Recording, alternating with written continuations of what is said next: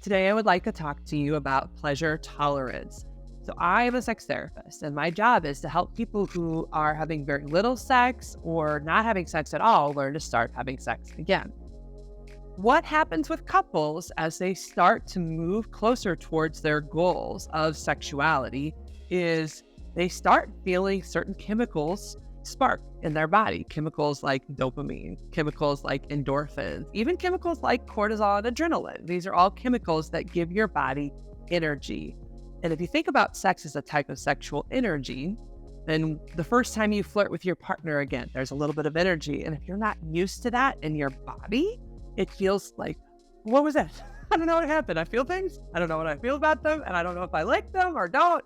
And the reality is you're just not used to them. They're just different. They're unfamiliar. Think of it like you haven't had sex for 2 years and suddenly your partner's starting to show affection, or maybe you guys share a kiss. That's going to create a sexual energy. And that's a type of pleasure that can feel good. But if you haven't felt it in 2 years, it can also feel off-putting, strange, unfamiliar. So essentially, what pleasure tolerance is you're learning how to feel those feelings again and sit with those feelings in your body when you interact with your partner. So if your partner flirts with you and you're like, oh, they like me, what do I do? Do you feel that? That's that's a nervous energy. You're developing tolerance to that pleasure or that sexual attention, right? And if you haven't had it in a long time, then you're basically learning how to tolerate that kind of attention, how to sit with sexual energy and sexual emotions in your body again.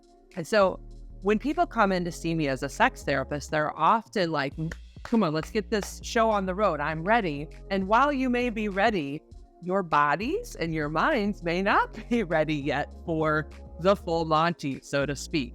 And so essentially in our work, what I'm trying to do is help people start dancing into that sexual energy space, but also develop pleasure tolerance to like, oh, okay, I can kiss again. That feels good. I forgot that felt good. But then there's a way you kind of need to like dance in and step away and like sit with, okay, I can do this. I'm okay. I'm okay.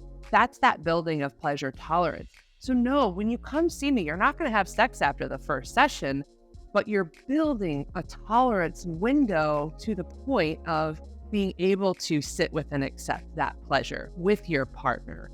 And so, yes, it takes a bit of time of my couples learning to flirt, learning to kiss, learning to show affection, learning to seduce. Like, you need to think of that word. Like when I said it that way, you're like, oh, seduction. God, no.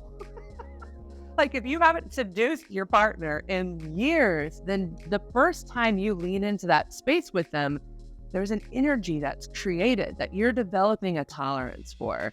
So essentially, a big part of my work is increasing my clients' pleasure tolerance so that by the time they're having more frequent, regular good sex, they're enjoying it and they're able to do so comfortably or even a little uncomfortably, but with fun.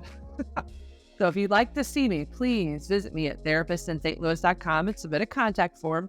Please like and subscribe. And also, if you have any comments about your experience with pleasure tolerance, please comment below.